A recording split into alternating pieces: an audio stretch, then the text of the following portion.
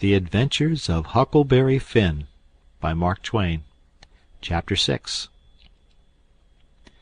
Well, pretty soon the old man was up and around again, and then he went for Judge Thatcher in the courts to make him give up that money, and he went for me too for not stopping school. He catched me a couple of times and thrashed me, but I went to school just the same, and dodged him or outrun him most of the time. I didn't want to go to school much before, but I reckoned I'd go now to spite pap. That law trial was a slow business. Appeared like they warn't ever going to get started on it, so every now and then I borrowed $2 or $3 off of the judge for him to keep from getting a cowhiding. Every time he got money he got drunk, and every time he got drunk he raised Cain around town, and every time he raised Cain he got jailed. He was just suited. This kind of thing was right in his line. He got to hanging round the widows too much, and so she told him at last that if he didn't quit using around there she would make trouble for him. Well, wasn't he mad? He said he would show who was Huck Finn's boss. So he watched out for me one day in the spring and catched me and took me up the river about 3 mile in a skiff. Crossed over to Illinois shore where it was woody and there warn't no houses but an old log hut in a place where the timber was so thick you couldn't find it if you didn't know where it was. He kept me with him all the time, and I never got a chance to run off. He lived in that old cabin, and he always locked the door and put the key under his head nights. He had a gun which he had stole, I reckon, and we fished and hunted, and that was what we lived on. Every little while he locked me in and went down to the store, 3 miles, to the ferry, and traded fish and game for whiskey, and fetched it home and got drunk and had a good time, and licked me. The widow she found out where I was by and by, and she sent a man over to try to get hold of me, but pap drove him off with a gun, and it warn't long after that till I was used to being where I was, and liked it, all but the cowhide part. It was kind of lazy and jolly, laying off comfortable all day, smoking and fishing, and no books nor study. 2 months or more run along, and my clothes got to be all rags and dirt, and I didn't see how I'd ever got to like it so well at the widow's, where you had to wash and eat on a plate, and comb up, and go to bed and get up regular, and be forever bothering over a book, and have old Miss Watson pecking at you all the time. I didn't want to go back no more. I had stopped cussin' because the widow didn't like it, but now I took to it again because pap hadn't no objections. It was pretty good times up in the woods there, take it all around. But by and by pap got too handy with his hickory, and I couldn't stand it. I was all over welts.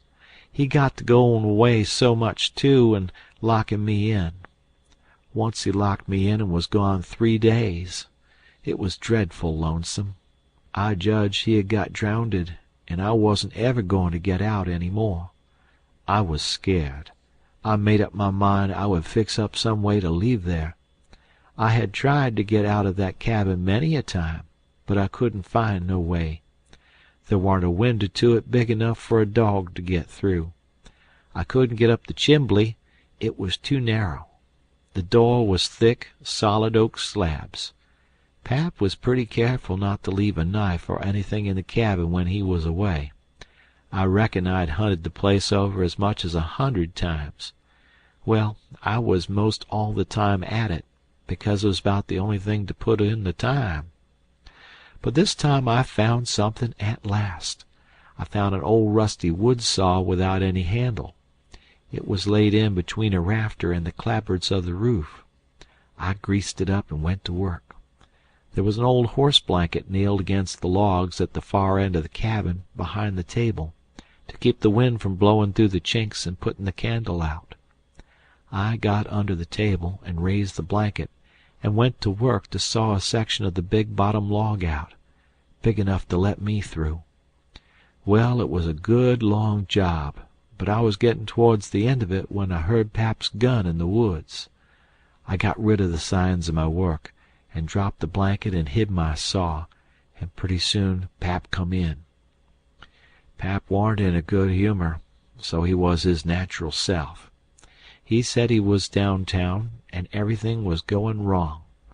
His lawyer said he reckoned he would win his lawsuit and get the money if they ever got started up on the trial, but then there was ways to put it off a long time, and Judge Thatcher knowed how to do it. And he said people allowed there'd be another trial to get me away from him and give me to the widow for my guardian, and they guessed it would win this time. This shook me up considerable, because I didn't want to go back to the widow's any more and be so cramped up and civilized, as they called it. Then the old man got to cussin', and cussed everything and everybody he could think of, and then cussed them all over again to make sure he hadn't skipped any, and after that he polished off with a kind of general cuss all round, including a considerable parcel of people which he didn't know the names of, and so called them what's-his-name when he got to them, and went right along with his cussin'. He said he would like to see the widow get me. He said he would watch out, and if they tried to come any such game on him, he knowed of a place 6 or 7 mile off to stow me in, where they might hunt till they dropped, and they couldn't find me. That made me pretty uneasy again, but only for a minute. I reckoned I wouldn't stay on hand till he got that chance. The old man made me go to the skiff and fetch the things he had got. There was a 50-pound sack of cornmeal, and a side of bacon, ammunition, and a 4-gallon jug of whiskey, and an old book and 2 newspapers for wadding, besides some towel. I towed it up a load, and went back and set down in the bow of the skiff to rest. I thought it all over, and I reckoned I would walk off with the gun and some lines, and take to the woods when I run away. I guessed I wouldn't stay in one place, but just tramp right across the country, mostly night times, and hunt and fish to keep alive, and so get so far away that the old man nor the widow couldn't ever find me any more. I judged I would saw out and leave that night if Pap got drunk enough, and I reckoned he would. I got so full of it I didn't notice how long I was stayin' till the old man hollered and asked me whether I was asleep or drownded. I got the things all up to the cabin, and then it was about dark. While I was cooking supper, the old man took a swig or two and got sort of warmed up, and went to ripping again. He had been drunk over in town, and laid in the gutter all night, and he was a sight to look at. A body would have thought he was Adam, he was just all mud. Whenever his liquor begun to work, he most always went for the government, and this time he says, "Call this a government? Why, just look at it and see what it's like. Here's the law a-standing ready to take a man's son away from him, a man's own son, which he has had all the trouble and all the anxiety and all the expense of raising. Yes, just as that man has got that son raised at last, and ready to go to work and begin to do something for him and give him a rest, the law up and goes for him, and they call that government. That ain't all, nuther.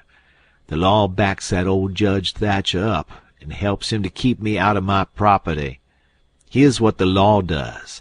The law takes a man worth $6,000 and upwards, and jams him into an old trap of a cabin like this, and lets him go round in clothes that ain't fittin' for a hog. They call that government. A man can't get his rights in a government like this. Sometimes I got a mighty notion to just leave the country for good and all. Yes, and I told him so. I told old Thatcher so to his face. Lots of 'em heard me, and can tell what I said. Says I, for 2 cents I'd leave the blame country and never come a-near it again. Them's the very words. I says, look at my hat, if you call it a hat, but the lid raises up, and the rest of it goes down till it's below my chin, and then it ain't rightly a hat at all, but more like my head was shoved up through a joint of stove-pipe. Look at it, says I. Such a hat for me to wear, one of the wealthiest men in this town if I could get my rights. Oh, yes, this is a wonderful government, wonderful. Why, looky here. There was a free nigger there from Ohio, a mulatter, most as white as a white man. He had the whitest shirt on you ever see, too, and the shiniest hat, and there ain't a man in that town that's got as fine clothes as what he had, and he had a gold watch and chain, and a silver-headed cane, the awfulest old gray-headed nabob in the state. And what do you think? They said he was a professor in a college, and could talk all kinds of languages, and knowed everything. And that ain't the worst. They said he could vote when he was at home. Well, that let me out. Thinks I, what is the country a-comin' to? It was 'lection day, and I was just about to go and vote myself if I warn't too drunk to get there, but when they told me there was a state in this country where they'd let that nigger vote, I drawed out. I says I'll never vote agin. Them's the very words I said. They all heard me, and the country may rot for all me.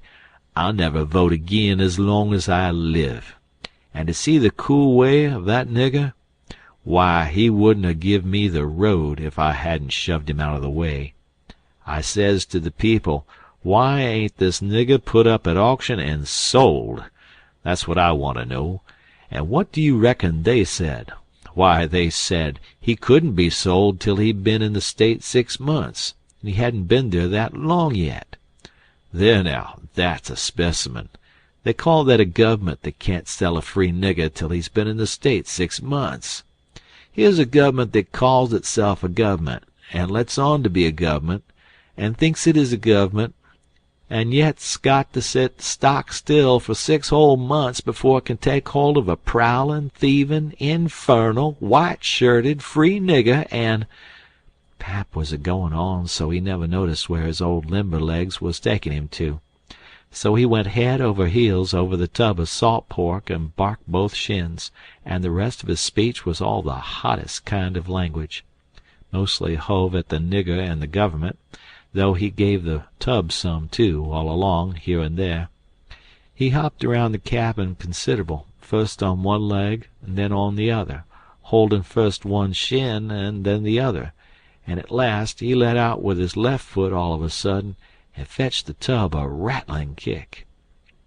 But it warn't good judgment, because that was the boot that had a couple of his toes leaking out the front end of it. So now he raised a howl that fairly made a body's hair raise, and down he went in the dirt, and rolled there, and held his toes, and the cussin' he done then laid over anything he had never done previous. He said so his own self afterwards. He had heard old Salisbury Hagan in his best days, and he said it laid over him too, but I reckon that was sort of piling it on, maybe. After supper Pap took the jug, and said he had enough whiskey there for 2 drunks and 1 delirium tremens. That was always his word. I judged he would be blind drunk in about an hour, and then I would steal the key, or saw myself out one or t'other. He drank and tumbled down on his blankets by and by, but luck didn't run my way. He didn't go sound asleep, but was uneasy. He groaned and moaned and thrashed about this way and that for a long time. At last I got so sleepy I couldn't keep my eyes open all I could do, and so before I knowed what I was about I was sound asleep, and the candle burning. I don't know how long I was asleep, but all of a sudden there was an awful scream and I was up. There was Pap looking wild, and skipping about every which way and yelling about snakes. He said they was crawling up his legs, and then he would give a jump and scream, and say one had bit him on the cheek, but I couldn't see no snakes. He started and run around and around the cabin, hollering, "Take him off! Take him off! He's biting me on the neck!" I never see a man look so wild in the eyes. Pretty soon he was all fagged out and fell down panting. Then he rolled over and over wonderful fast, kicking things every which way, and striking and grabbing at the air with his hands, and screaming and saying there was devils a hold of him. He wore out by and by, and laid still a while, moaning. Then he laid stiller, and didn't make a sound. I could hear the owls and the wolves away off in the woods, and it seemed terrible still. He was layin' over by the corner. By and by he raised up part way and listened, with his head to one side. He says, very low, "Tramp, tramp, tramp. That's the dead. Tramp, tramp, tramp. They're comin' after me, but I won't go. Oh, they're here. Don't touch me. Don't. Hands off. They're cold. Let go. Oh, let a poor devil alone." Then he went down on all fours and crawled off, begging them to let him alone, and he rolled himself up in his blanket and wallowed in under the old pine table, still a-begging, and then he went to crying.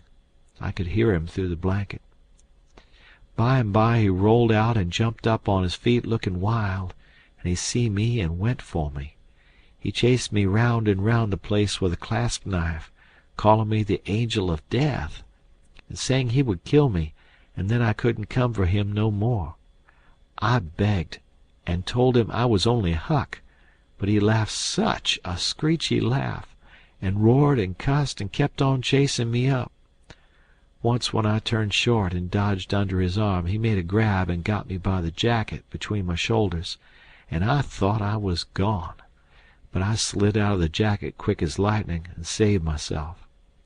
Pretty soon he was all tired out, and dropped down with his back against the door, and said he would rest a minute and then kill me.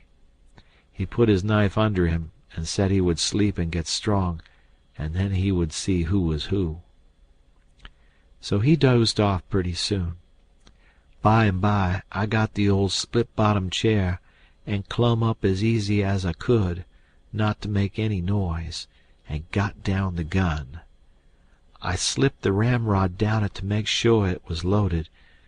Then I laid it across the turnip barrel, pointing towards Pap, and sat down behind it to wait for him to stir. And how slow and still the time did drag along. End of chapter.